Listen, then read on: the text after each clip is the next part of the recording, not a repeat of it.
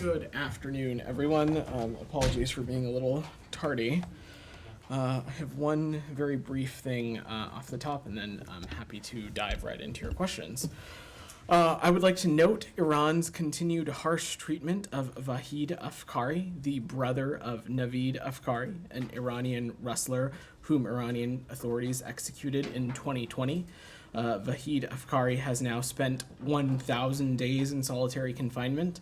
Like his brother, Vahid was unjustly detained and tortured into giving false confessions and handed down a 33-year and 9-month prison sentence and 74 lashes after an unfair trial. Vahid's treatment is typical of that of the Islamic Republic's judicial authorities, who are not interested in justice, but who endeavor to strike fear in the hearts of ordinary civilians and protesters. We once again call on Iranian authorities to free Vahid and all those Iranians, including many young people who remain imprisoned for exercising their human rights, including the right to freedom of expression. Matt. Thanks for that. Go ahead.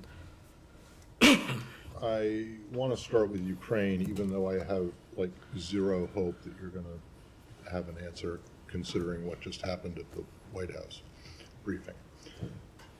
What's your understanding of what happened with this dam? So we've been closely monitoring the impacts of the destruction of the Kakhovka Dam, which has triggered massive flooding in Ukraine and resulted in the evacuation of thousands of Ukrainians. As our colleagues at the White House said, we have seen the reports that Russia was responsible for the explosion at the dam, which Russia forces took illegally last year, and we have been continuing to monitor. We can't say conclusively what happened at this point, but we will share more information when we can. What continues to be very clear, though, is that the damage to the Ukrainian people that they've endured and to the region will continue to be significant. We continue to be in touch with our Ukrainian partners and our offer to how we may be able to provide assistance to the many Ukrainians who have been displaced. When you say it's inconclusive, does that mean that you cannot rule out that it might have been an accident? We are actively working to determine what happened and hope to have more information soon. I'm just not going to speculate from here. I'm not asking you to speculate, but when you say it's inconclusive, does that mean that you decided that it, or you have come to the conclusion that it could have been accidental? Again, Matt, we're working to determine what happened, but I think the important thing is that Russia started this war. Well, it was everything, Russia that so occupied this could have area happened. of Ukraine, and it was Russia that was in control of this dam. Again, I don't have a conclusive assessment to offer you from up here. Okay, but I don't understand what it is. So that means that it is still a possibility, according to what you know at the moment, that it was accidental. Again, we are, I think we're basically saying the same thing, Matt. We are actively trying to determine what happened. We're not saying the same thing. I'm asking you I think if we you are. think I'm that it's saying still a possibility, if there's a possibility that it was an accident. And you're not saying that. You're saying it was inconclusive and refusing to say that it's possible it was an accident. We are trying to determine what happened. Of course, that could be a possibility, but we are trying to determine what happened. Again, but I don't have a steer to offer from up here. Sean, go ahead. Just really we're trying to, not you personally, but the United States is trying to assess what happened. What means are going into this? Are there discussions with the Ukrainians? Is there remote assessment? I mean, what level? Of course, there's close coordination and collaboration with our Ukrainian partners as well as other regional partners as well into assessments into what happened. I'm certainly not going to go into how we are assessing and analyzing this intelligence or assessing what unfolded, but that work continues to be ongoing. And just, I know this veers a little bit to the hypothetical, but in terms of what the repercussions would be, I mean, how big of a deal is this if this were a deliberate act of sabotage? I'm just not going to speculate or hypothesize, Sean. We are actively working to determine what happened, and we hope to share more information soon. The important thing to remember, though, that it was, in fact, Russia that started this war. It was Russia that was occupying this area, and it was Russia that was in control of the dam. So we continue to be in touch with Ukrainian authorities and how we may be able to offer assistance to the many Ukrainians who have been displaced and forced to flee. Same topic? Yeah, go ahead. Has the secretary been in touch with his Ukrainian counterpart here? So the secretary speaks to Foreign Minister Kuleba quite regularly. We, of course, are also in touch with our Ukrainian partners quite regularly. I don't have a specific call to read out, but we have been in close coordination with our Ukrainian partners through our embassy in Kyiv and Ambassador Brink and others, and will continue to do so. Mr. Hudson. Kuleba said today that by not going out exclusively, denouncing Russian action, Western media actors might put in the same foot, propaganda and the facts. Don't you? Who said that? Mr. Kuleba said that by not calling it out, you might give some room for propaganda. Alex, are you not? Alex, we have at every turn of this conflict, I and the others who briefed from this podium have called out illegal and unjust Russian actions, not just in Ukraine, but in the region broadly when they have happened. As I have said, as it relates to this specific incident, we're continuing to assess what has happened, and we're working to determine that, and we will share any information that we can. But I take issue with the characterization that we have not called out Russia for many of its malign and illegal activities as it relates to Ukraine. Hudson, go ahead. Practically I'm speaking, gonna- basically assess, just one last question. Basically, we assess it. Well, Russia controls the land and also the ban. How do you assess? Do you assess the consequences of it, or do you collect the facts in a way that we have no This idea? is a process that's ongoing, Alex. We're doing so in coordination with our Ukrainian partners and others on the ground. And when we have more information to share, I'm certain that we will. Just John, quickly, go ahead. Kirby did make a reference to an explosion. Is it possible to confirm if the U.S. has assessed if it was an explosion rather than a breach at the dam? I have no reason to say anything different from what the admiral said, but I'm happy to check in and see if there's some specific assessment that we can offer. Does that mean it does appear to have been an explosion? Again, our understanding is that there were reports of an explosion. There were reports that Russia was responsible. But again, we can't say conclusively what happened, and that is still assessment. Those assessments are still ongoing. Same topic. Okay, go ahead. Have you seen the reports from the Washington Post back in December that the Ukrainians were actually firing HIMARS missiles into this dam as part of a potential strategy to flood the region so that Russia could not advance? So is there any, have you seen those reports? I've not seen those reports, but again, so I don't have anything to offer on You're not that. aware of that strategy in general? I don't have anything to offer on that. Anything else on this topic before we move away? Go ahead in the back. Hello, Mr. Patel, Green Motion Novosti. Thank you. So, don't you think that the recent developments in Ukraine, including Kakhovka power plant attack, is is an important reason to arrange a call between Secretary Blinken and Russian Foreign Minister Lavrov To say what? to discuss the recent developments in Ukraine, as they haven't talked for about 2 months? So. Our message to Foreign Minister Lavrov and to any Russian official has been pretty clear, and we have been pretty clear in all of those readouts. They are, you should leave Ukraine, you should free Paul Whelan, and you should free Evan Gershkovich, and you should immediately withdraw your forces in your illegal and unjust invasion into Ukraine. So no plans to arrange this one? We've been very clear in our messaging to Russian officials. Anything else on this topic before we move away? On this topic, Jenny, or something else? Okay, that's the point. When I say on this topic, go ahead. Yeah, So, I'll come back to you, Jenny, I promise. So if this is deliberate, do you consider it a war crime? Because, I mean, it is against international law. And also, there were, President Zelensky, and back in October, warned that Russians are mining the dam. Have you checked that information out? And yeah. So I just don't have a determination for you on that, specifically to your question on whether it's a war crime or not. Admiral Kirby spoke to this as well, but I will note that deliberate attacks on civilian objects are prohibited by the law of war, and as a party to the additional protocol to the Geneva Convention, Russia has an obligation not to attack certain areas and facilities.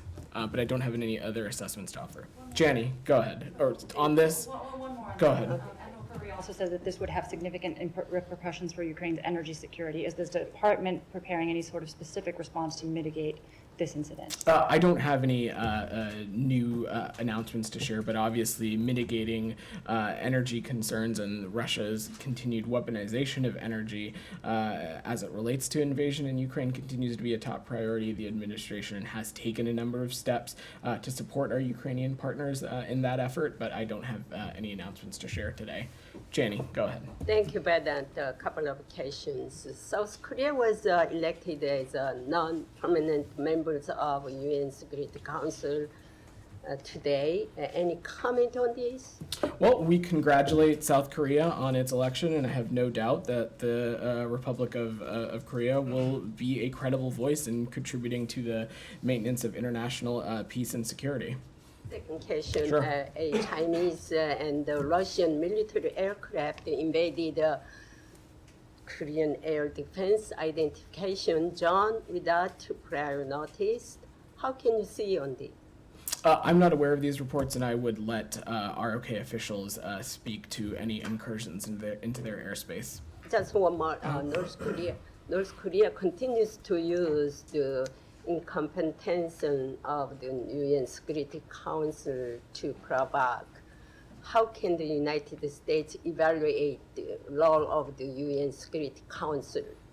Well, the UN Security Council continues to be an important forum for us to continue to hold the DPRK accountable. And there are voices on the Security Council who we believe have sway with the DPRK and should use their role to further rein in and influence the malign and destabilizing activities that we're seeing from the DPRK in the Indo-Pacific region broadly. Sorry, just Seven. on the UN, Yeah. the vote of the UN, you will have seen, I'm sure, and taken note of with pleasure that Belarus lost its bid. The only contested, I mean, the South Koreans got on, yes, but there was an uncontested That is correct. vote. Yeah. Slovenia beat Belarus in a, would you have anything to say In about that? addition to congratulating our partners in the ROK, we also congratulate Slovenia in its election. As you so note, Matt, Belarus has repeatedly demonstrated its complicity in Russia's war of aggression in Ukraine. We think that those actions and many others deem them unfit for a position on the UN Security Council. So again, we congratulate our partners in Slovenia as well. Simon, get your hand up. Onto this Air India flight that had to land in Russia. Yeah. I wonder if you guys have worked that out yet. How many Americans are on board? Sure. So we are aware of a U.S.-bound flight that had to make an emergency landing in Russia and are continuing to monitor that situation closely. I'm not able to confirm how many U.S. citizens were aboard the flight at this time. Of course, Simon, as you note, it was a flight that was bound for the United States. So it is, of course, likely that there are American citizens on board. As you probably also saw, there's public reporting from Air India that they are sending what my understanding is a replacement aircraft to the destination to have the passengers carry on for their route, but I would defer to the air carrier to speak to anything further on this. If it comes to it, maybe that's not the case, since if there's a replacement aircraft, but if there needed to be, parts, export of parts that needed to have exemptions for the various embargoes and sanctions for Russia, is that something that you would allow to? I'm just not going to speculate on that here, and of course we'll let Air India speak to any steps that they're taking as it relates to mitigating the technical issues. And your efforts to work out the more details on that, has that involved contacting Russian officials? Has there been any? I'm not going to get into specifics, but of course there are steps that we can take in assessing manifests and passengers who may be bound for the United States. But again, I'm just not going to get ahead of this process beyond saying that we are continuing to monitor the situation. Anything else on this before we move away? Can I just stay in Korea? Sure, go ahead. Actually, not stay, but go back to Korea. Yeah, quickly. and Just then I'll come to you, Jenny. I'm sorry, Sure, you sure. had your hand up. Just briefly, I think Jenny might have mentioned this slightly, but China and Russia had air exercises over the body of water between the Korean Peninsula and Japan. Does the U.S. have any comment on this? I know it's not the first time, but in terms of Chinese-Russian cooperation, what that means? Look, part of the reasons why we continue to invest and align in our close partnerships and alliance with our Japanese and ROK partners is continue to deepen this cooperation as it leads to what our view is a free and open Indo-Pacific, one that is governed by a rules-based order. I will refer to these own countries to speak to any incursions in their own airspace, but we of course continue to be mindful of any kind of destabilizing or kinetic activity that could be interpreted as destabilizing or as reckless. Anything else? Jenny, go ahead. On Sudan, can you confirm that the talks have resumed in Jeddah, and is the U.S. playing a mediation role in them again? So I don't have any updates on the specific topics, Jenny, but it is our resolute belief that only a diplomatic solution will resolve this conflict. There is no military solution in our point of view. And as a reminder, as it's related to efforts to continue to press both parties, we have imposed visa restrictions, we have levied economic sanctions, we have updated our relevant business advisories, and we stand ready to take additional steps as needed. But specifically as it relates to the Jeddah talks, we continue to remain deeply engaged on those, and we will continue to be focused on facilitating not just humanitarian assistance, but pressing for agreement on near-term and confidence-building steps between the parties. And on Sudan still, do you have an update on how many Americans are seeking assistance to get out of the country? Is there still a robust effort by this department to assist them now that the evacuations have ended? I don't have any updated metrics or numbers beyond when we've last spoke about this a number of weeks ago. But since at the time of the heightened violence and the heightened operations that were taking place, the U.S. government facilitated the departure of more than 2,000 people total from Sudan. 1,300 of those were U.S. citizens, and approximately 700 were on the convoys to Port Sudan. We continue to provide information for remaining U.S. citizens in Sudan, including the various exit options that exist. U.S. citizens who remain in Sudan who need assistance should contact the closest embassy or consulate, and information on possible options to depart Sudan continue to be found available in the security alerts that we've offered. Saeed, go ahead. Thank you, Bidan. Last Thursday, the Israeli army of soldiers shot a 2-year-old boy. He died yesterday, Mohammed Tamimi. And, I have a grandson who's almost 2 years old. If he gets a mosquito bite, the whole family goes nuts. And can you imagine how his parents and grandparents and his family and the people in his village feel? Do you call on the Israeli to do an investigation and those responsible be brought to justice? I can't imagine, Saeed, because the thought and pain that must be involved in losing a child, I'm sure, is unimaginable. And I spoke a little bit about this when you asked another question earlier in the week. We express our sincere condolences to the family of this child who was tragically killed. It's our understanding that the IDF is investigating the incident, and broadly speaking, we urge investigations into any operations that result in civilian casualties. But, the IDF does not have really good record in investigation. It seems that Senator Chris Van Hollen just issued a statement yesterday on the letter that he received finally after questioning the diplomat properly last week. He got the summation by General Fenzil, and they clearly state that they were not allowed to see the evidence and so on. Do you have any comment on that? So Israel investigating itself has a horrible, horrific record of not really telling the truth. Said, these are very complicated circumstances, but you are talking about two very different circumstances. investigation. It's all And as it killing relates Palestinians. to this investigation, we have condemned the tragic killing of Shireen Abu Akleh and continue to do so, and our hearts remain with her family and her friends and her loved ones, even currently. As you all know, not only was Shireen a U.S. citizen, but she was a reporter, and press freedom, our belief is that it remains the bedrock of democracy. We've also been clear about the importance of accountability when it comes to this. Part of accountability is preventing similar tragedies from occurring in the future, and we have engaged directly with Israel and other countries on this to ensure that rules of engagement and various things are looked at appropriately to ensure that the risk to journalists, risk to civilians are significantly mitigated.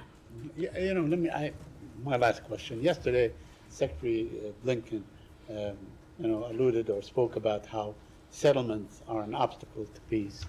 And then, we saw that the Israelis are now meeting to actually launch a new major settlement, perhaps dividing the West Bank in half. And then, we see the plans for demolishing homes and so on. You have any comment on that? It seems that the Israelis, you say something, don't do this, they turn around and do it because you don't leverage it. I take issue with that, Said, that we don't leverage it. We engage on this and raise directly with our partners in Israel, with the Palestinian Authority, and we have been very clear in public, in private, that the only realistic path to compromise and lasting peace that permanently ends this conflict is through direct negotiations between the parties, not unilateral actions. Our view has been clear and consistent, and you heard the Secretary speak a great deal about this yesterday morning. The expansion of settlements undermines the geographic viability of a two-state solution. It incites tensions, and it further harms trust between the parties. And when we from the United States see steps taken by either side that undermine or harm that trust, we are vocal about it, not just with the parties directly, but with our regional partners and others in the region who are also part of this process as well. So are you saying then that when you say that you do leverage it, leverage your influence, that you have been successful in convincing the Israeli government not to not to proceed with certain settlement expansion? Matt, what I'm saying is that activities? we have not hesitated to raise directly. Yeah, to what end? What's been the result? Are you saying it seems like in response to Saeed's question, you're saying you have had some success when you come out and tell the Israelis that you think I'm not going to get into the. I'm not going to get into the specifics. If you have had some success, please tell us. I'm certainly not going to get into What projects have you successfully lobbied the Israelis against? I'm certainly not going to get into the specifics of diplomatic engagements and what the end product of those engagements are, Matt. I will reiterate again, though, that we have raised these issues directly. Then let's just put it this way: have you seen settlement expansion increase over the course of since this administration has been in office, or decrease or stay the same? Matt, I will just leave it at that. We have raised these issues directly with our Israeli partners and with the Palestinian authorities. Is it correct that there has been an increase in settlement expansion activity since over the course of the last 2 years? Matt, we have been clear that when we have seen settlement activity take place, including over the course of this administration, we have been vocal about it. We have expressed our serious concern and the steps that it does to the overall process. I don't think anyone is saying that you haven't done that. The question is whether you've seen any results from that. I'm not going to get into the specifics of our diplomatic engagements, Matt. What those end products are. Nike, go ahead. Yeah, thank you. Do you have any update on Clinton Brink's meetings in Beijing, and is he on the way back to the United States? And is it fair to say that his meetings in Beijing is paving the way for Secretary Blinken's to reschedule his trip to China? As it relates to the Secretary's travel, I spoke a little bit about this yesterday. Don't have any updates or on that. I would just note that, as we have previously said, we look forward to rescheduling that visit when conditions allow. But Assistant Secretary Crittenbrink was in China with NSC Senior Director Sarah Barron, where they had a number of meetings with MFA officials. They had candid and productive discussions, and they met with Executive Vice Foreign Minister Ma Zhaozhu and Director General for North America Yang Tao. These meetings focused on a number of bilateral issues, cross-strait issues, and addressing challenges. I spoke a little bit yesterday that they spoke about things that we view as very important to the bilateral relationship, addressing climate change, addressing fentanyl precursors, addressing human rights, as well as wrongfully detained American citizens. Our viewpoint is that there is no substitute for in-person meetings or engagements, whether they be in Washington and Beijing, to carry forward our discussion. But I don't have anything else to offer on his travels. Is it the U.S.'s assessment that China is ready to take steps to stabilize relationship with the United States, given reports that Secretary Blinken is visiting China in upcoming weeks? I'm not going to characterize, and it's not for me to characterize how another country views their relationship with the United States. What I can share is that our viewpoint continues to be, and this is Nike, not something new you've heard me say, our viewpoint is that the international community expects us to manage our relationship with the PRC responsibly, and that's something that we intend to do. And these engagements from Assistant Secretary Crittenbrink and NSC Senior Director Barron are part of that. There are a number of issues that are of immense importance to us that have a nexus to the PRC, whether that be addressing the climate crisis. A significant portion of the world's trade flows through the Taiwan Strait. Addressing fentanyl precursors. These are all things you've heard the Secretary speak to, and we view that because of all of these things and many more, it is in our interest to manage this relationship responsibly, and we will intend to do so. Abby, go ahead. Does the State Department have any comment or concerns about the agreement to merge the PGA Tour with LIV Golf, which is backed by the Saudi Arabia Public Investment Fund, which is controlled by the Crown Prince? I don't have an assessment on that from the State Department. Can I ask an unrelated question? Sure. The State Department announced the departure of First Chief Diversity and Inclusion Officer Gina Abercrombie Winstanley today. After more than 2 years, can you talk about some of the progress that has been made to diversify diplomatic ranks and to increase the representation of minorities at senior levels? Certainly. So we are after 2 years of extending service, we are very sad to see Ambassador Abercrombie Winstanley go. She'll be leaving this role at the end of June. And to take a little bit of a step back, the Secretary appointed her as the department's first Chief Diversity and Inclusion Officer and launched the Office of Diversity and Inclusion at the beginning of this administration to ensure something that you see him talk about very clearly, that our foreign policy delivers for the American people, and a key tenet of that being that our workforce look like and be reflective of the country that we serve. And so just to offer some thoughts on Ambassador Abercrombie Winstanley's tenure here, it was during her time that she was very integral in developing our 5-year plan on our DEIA strategic plan that we see as a roadmap for how we can continue this important work. I will also note that this office is not going anywhere.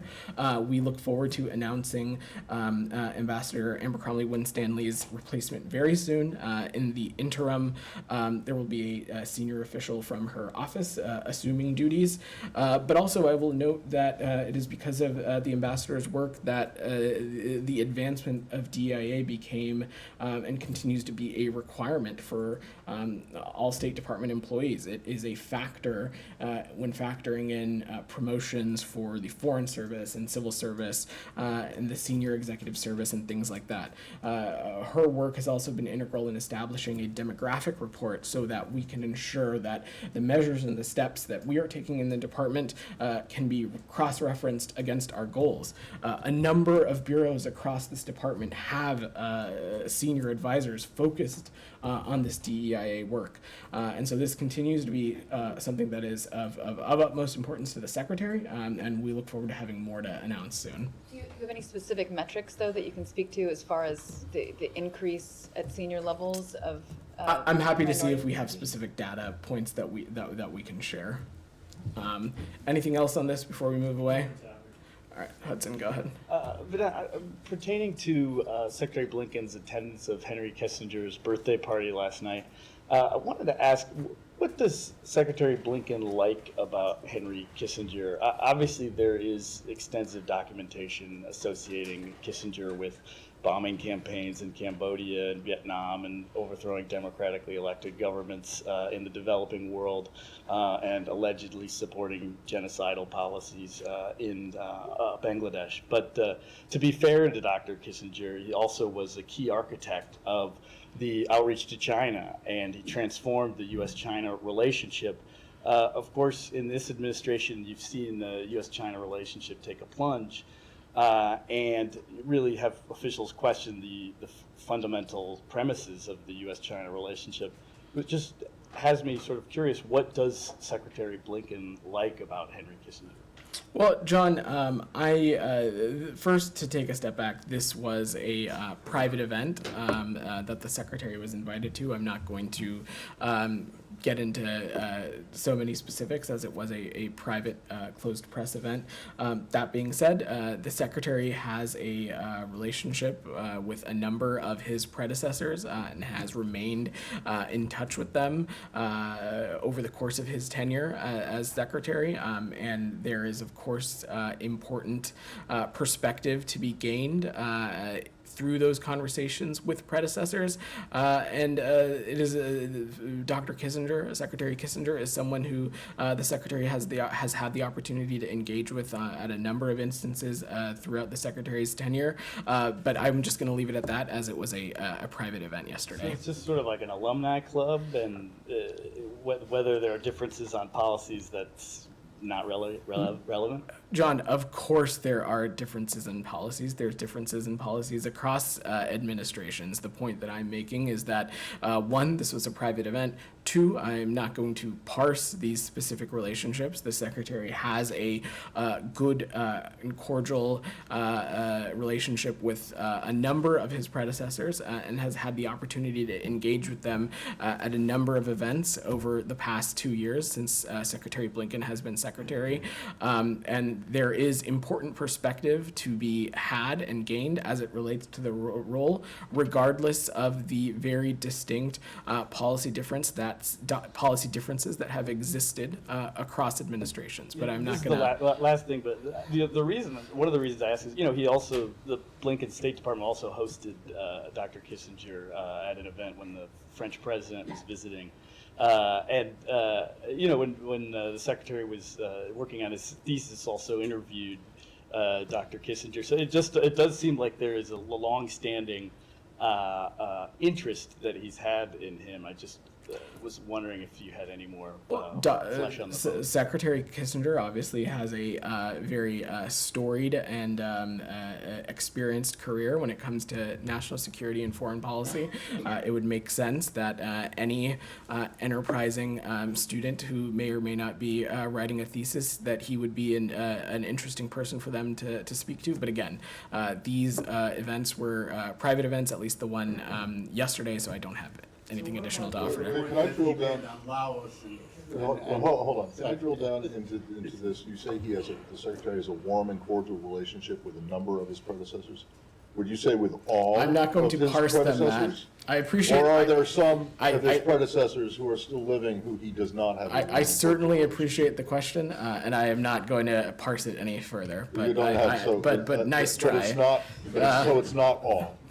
You've heard me say he has a cordial and close relationship with a number of his predecessors. I'm not going to. John's question was about Dr. Kissinger, so I was just offering some context. I know what you're asking about. I know what you're asking about, but we're gonna move on. So what about the point that he made about Laos or Chile? or Said, no, Bangladesh? You one of don't the have a first things I mean, said was that we have we have a number of differing viewpoints when it comes to foreign policy. We're talking about an administration that Secretary Kissinger served in that at least was before I was born. So I really don't have any further assessments to offer beyond that. Gita, go ahead. Sure, Matt. Gita, go ahead. Thanks. I want to go back to your topper about Uh-huh. Vahid Afghani being in prison Yeah. in Iran. Numerous U.S. officials have talked about prisoners in Iran. Human rights violators have been sanctioned for this purpose, but clearly hasn't really made any impact on how the Islamic Republic treats people when they're talking about their human rights. Don't you think a new strategy is required? Something like, I don't know, maybe tying this to Iranian assets that Iran is seeking to be released, as reportedly is also involved in the release Gita, of dual nationals? I think if you were to ask the Iranian regime, they would tell you that American sanctions are significantly impacting their economy. They are contributing to inflation and unemployment in the Iranian Republic. Their behavior. But it is having a direct impact on their country and their people. And that's not to say we couldn't take additional further action. I'm certainly not going to read out all the tools that we have at our disposal from here.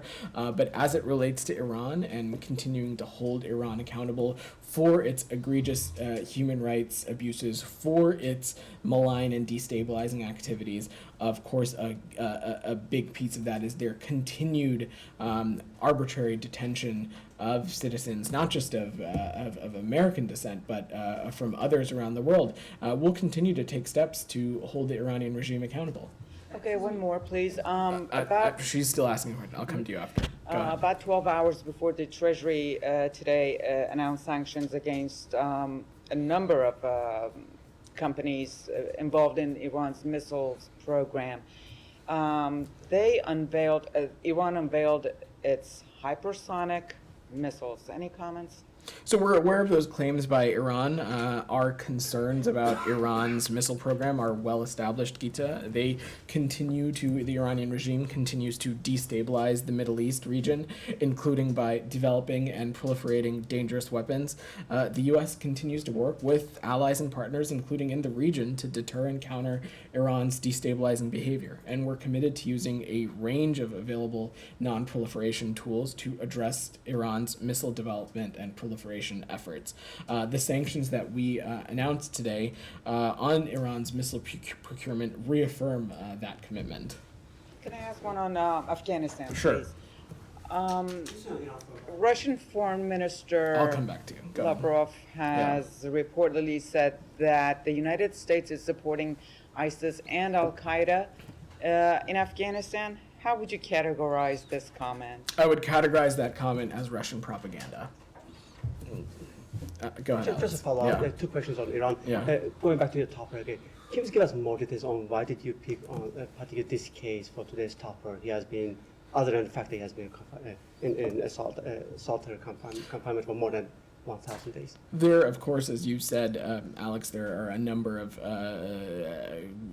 examples. I hate to use that word because these are very serious human cases in which real lives are affected. But there are a number of examples in which Iran has taken egregious actions, has egregiously violated people's human rights, have not respected fair trial guarantees or other basics when it comes to these kinds of things. We wanted to just draw attention to this particular case, given the longevity, certainly not the longest time or anything like that, but we wanted to draw attention to his case. Do you have an update on this particular case? Any news about I don't have any updates to offer. And you supported Vedant, you supported the sanctions policy in your response to it, which I couldn't agree more.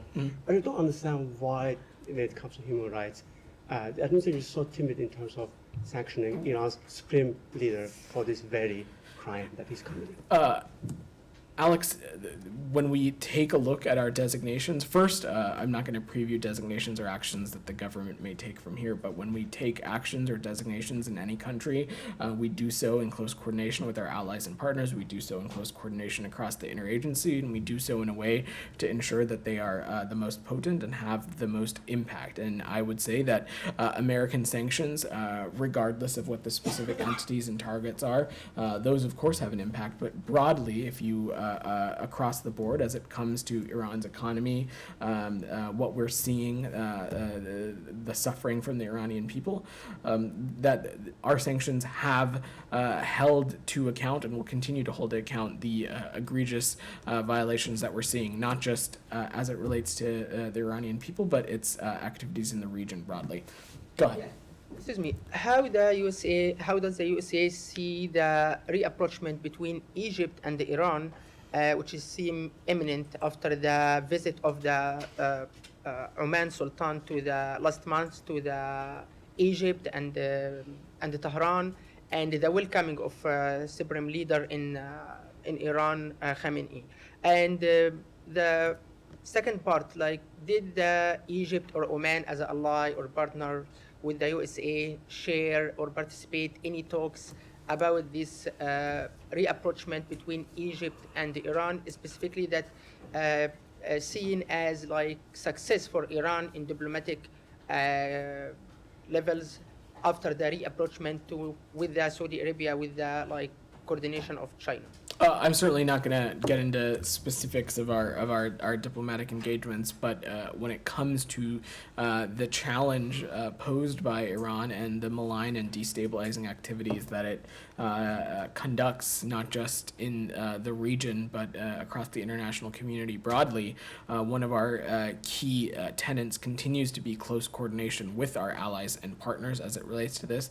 And of course, in the region, Egypt continues to be an important partner on a number of fronts. There are avenues for security cooperation and collaboration in other areas as well, but I'm not going to get any further So how specific. you evaluate this, like Egypt and Iran, if they going to reapproachment their relationship, it's going to be like big deal in the Middle East? Well, of course, we would certainly take issue with countries that are going to take steps to further normalize or deepen their collaboration with or cooperation with the Iranian regime. But as it relates to tackling the challenge posed by Iran, we'll continue to consult with our allies and partners in the region.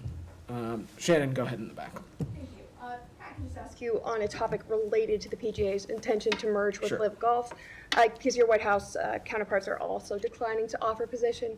But I was wondering if I ask more broadly if you could respond to the allegations from many, including family members of 9/11 victims, that Saudi Arabia is attempting to sports wash its reputation now. And on Saudi Arabia's purported human rights violations, does the State Department see any room for sports diplomacy on these fronts? Or does it require more intense, serious diplomacy? What I will say broadly, and you have seen us engage on this issue, is that we think that across our diplomatic efforts, as it relates to the whole world, we think that there is an opportunity to engage via sports diplomacy and engage with allied and partners countries over some of these many shared cultural endeavors. Specifically, as it relates to this forthcoming deal, I just don't have anything to offer, as these are two private entities, and I don't have anything to offer from the State Department. Go ahead. Thank you so much. Jahan Zaibali from Airway News. Former Prime Minister Imran Khan has reiterated his U.S. conspiracy claims in an interview with The Intercept. He also blames the former Pakistani ambassador and military chief, General Bajwa, of convincing U.S. that Imran Khan is anti-American. So the question is that was U.S. manipulated in backing overthrow of Imran Khan? as he's claiming right now? These allegations are categorically false. You have heard me say this before. Pakistani politics are a matter for the Pakistani people to decide and for them to pursue within the auspices of their own constitution and laws. The U.S. values our longstanding cooperation with Pakistan, and we've always viewed a prosperous and democratic Pakistan as critical to U.S. interests, and that remains unchanged. So there are a couple of American citizens arrested in Islamabad after the May 9 protest. Their families trying to reach out the U.S. government to help their release. Is there any contact with them? Any update on that? So I'm certainly not going to get into the specifics of each case given privacy concerns, but of course, whenever a U.S. citizen is arrested overseas, we stand ready to provide all appropriate assistance, and we expect Pakistani authorities to respect all fair trial guarantees owed to these detainees. So one last question. Sure. Prime Minister Modi is coming to Washington very soon. So, sir, will U.S. discuss the democratic backsliding and human rights issue with him?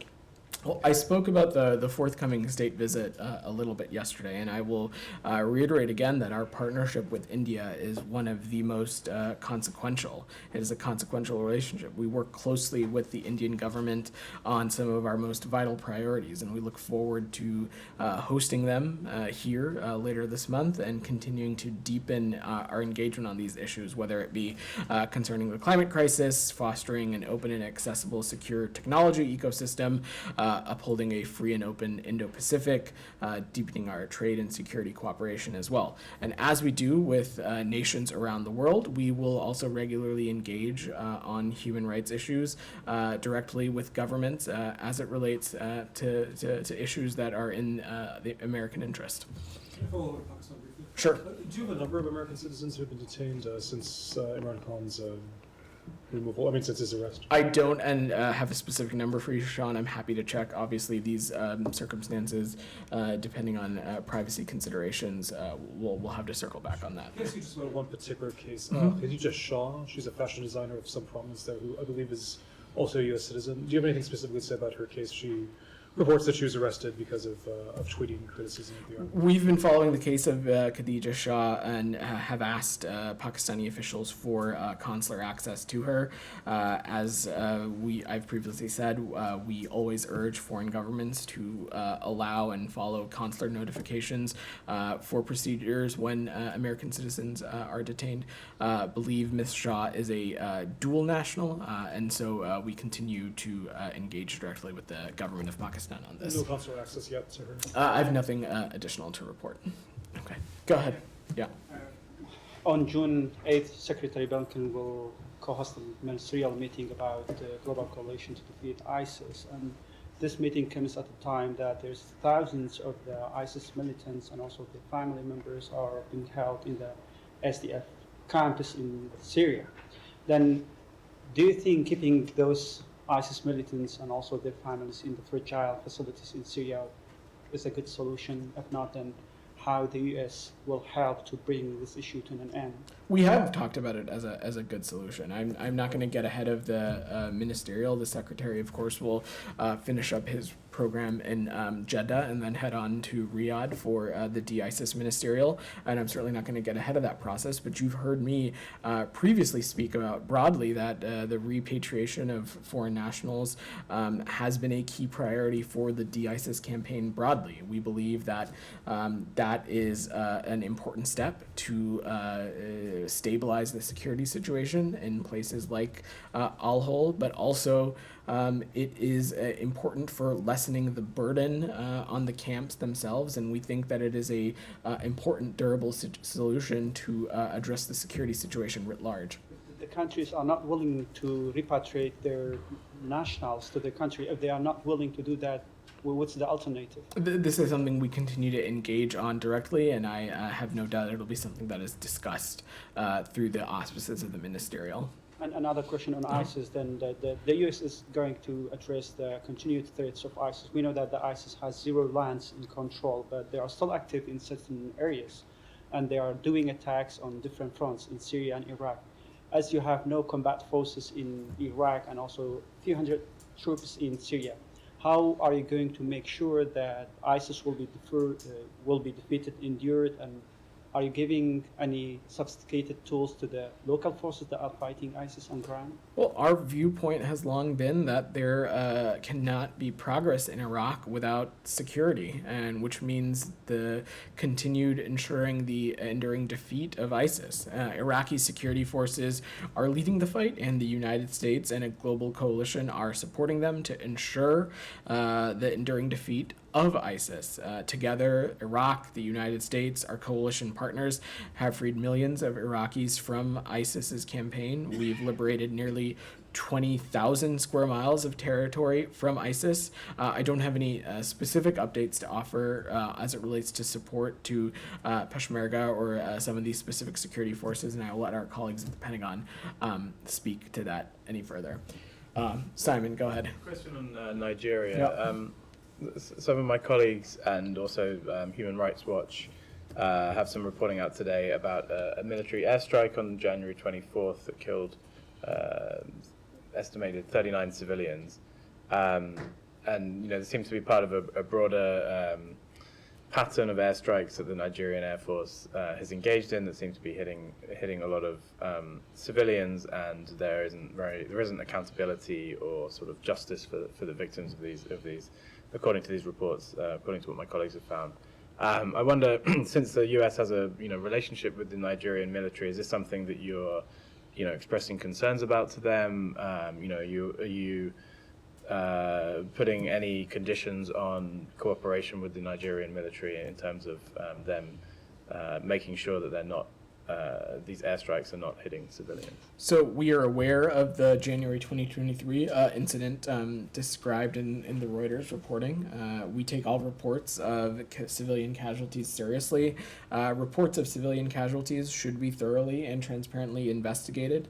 I will let the Nigerian military speak to details of the incident and any training and technical assistance that the U.S. Is involved in as it relates to preventing civilian casualties are central to our security cooperation with the Nigerian military, but I don't have any other specific assessments to offer from here.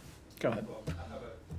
Two questions on Ukraine. Are you aware that Ukrainian authorities revoke accreditations of American journalists who do not cover the conflict in Ukraine the way they like?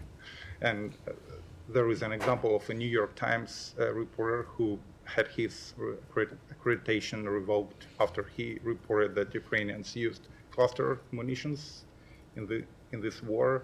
Has the State Department raised this issue with Ukrainian authorities? We engage with our Ukrainian partners on a number of issues. Of course, broadly, press freedom and access and appropriate access by journalists is something that we engage with directly with countries around the world. I will let our Ukrainian partners speak to whatever mechanisms that they have in place for their visaing and accrediting. That's certainly not something that the U.S. would have visibility into. Also, could you please explain why the State Department so far has been completely silent on the detainment of Gonzalo Lira? He's a U.S. citizen and journalist. The State Department has been very vocal when Evan Gershkovich was arrested, and so far we haven't heard anything about Lira. Well, whenever an American citizen is detained abroad, we ensure to raise directly with governments the ability for consular access, and that they are affronted all basic access for consular notifications, but I don't have any other specifics to offer there. Go ahead. And then we probably need to wrap. Go This ahead. just broke in the Washington Post today, and it kind of corroborates some other reports that have come out in the last couple of months. It says the Biden administration was warned by a close ally several months before the Nord Stream attacks that the Ukrainian military was planning that sort of covert attack. So if this is true that the administration was being warned about this, and like I said, there's been some other reports in the last couple of months, why was the determination so strong in the beginning that this was Russia bombing its own pipeline. So I'm not going to comment on or confirm reports about purported intelligence that includes information that even the Washington Post says that U.S. intelligence agencies were unable to corroborate. As it relates to the Nord Stream pipeline, several of our European partners, Germany, Sweden, and Denmark, have opened investigations into what happened, and those investigations are ongoing. I'm not going to get ahead of that process, and we'll refer you to those capitals to speak to the ongoing work happening there. All right, thanks everybody.